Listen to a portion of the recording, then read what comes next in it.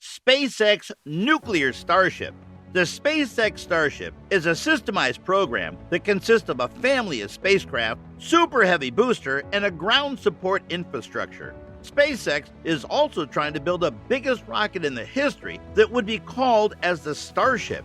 It could be developed as the key to getting humans to Mars, but recently it is seen that getting off the ground has not been smooth sailing.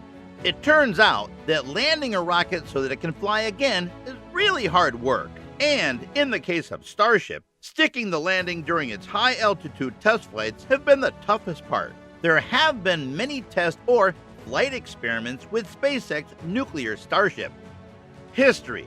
About the launch vehicle, the discussion started publicly by Musk in 2012 as part of a description of the company's overall Mars system architecture known as the Mars Colonial Transporter. But by August of 2014, media sources speculated that the initial flight test of the Raptor-driven Super Heavy launch vehicle could occur as early as 2020 to fully test the engines under orbital spaceflight conditions. However, any colonization effort was then reported to continue to be deep into the future.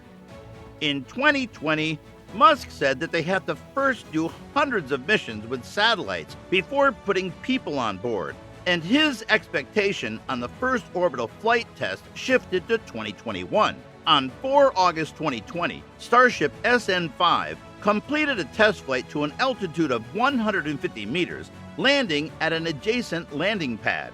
1 month later, SN6 replicated SN5's flight successfully.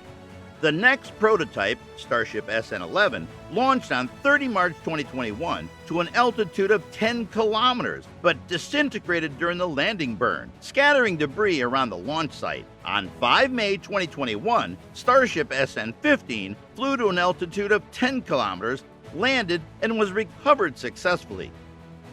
Experiment.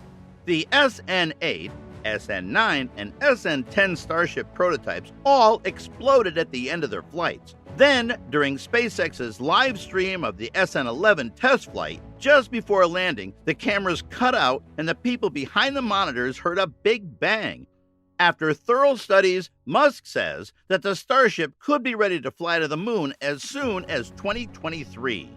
On Wednesday, May 5th, Starship serial number 15, SN15, successfully completed SpaceX's 5th high-altitude flight test of a Starship prototype from Starbase in Texas. These test flights of Starship are all about improving our understanding and development of a fully reusable transportation system designed to carry both crew and cargo on long-duration interplanetary flight and help humanity return to the moon and travel to Mars and beyond. Starship design.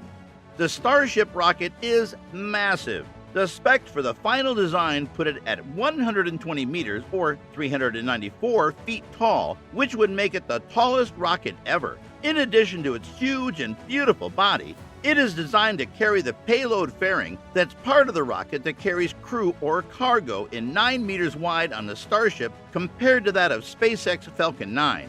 It has a special design like nose cone and landing fins. The stainless steel vehicle resembles the rocket ships from the golden age of science fiction.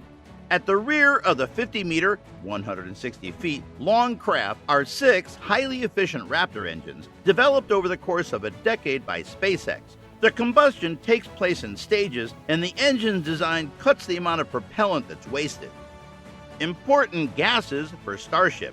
The propellant tanks for this vehicle are located towards its middle.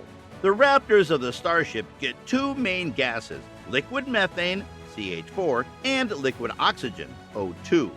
Oxidizing effect is being provided by oxygen, and methane acts as a fuel. Oxygen acts as an oxidizer and makes the fuel burn. This combination can also be dubbed as methalox.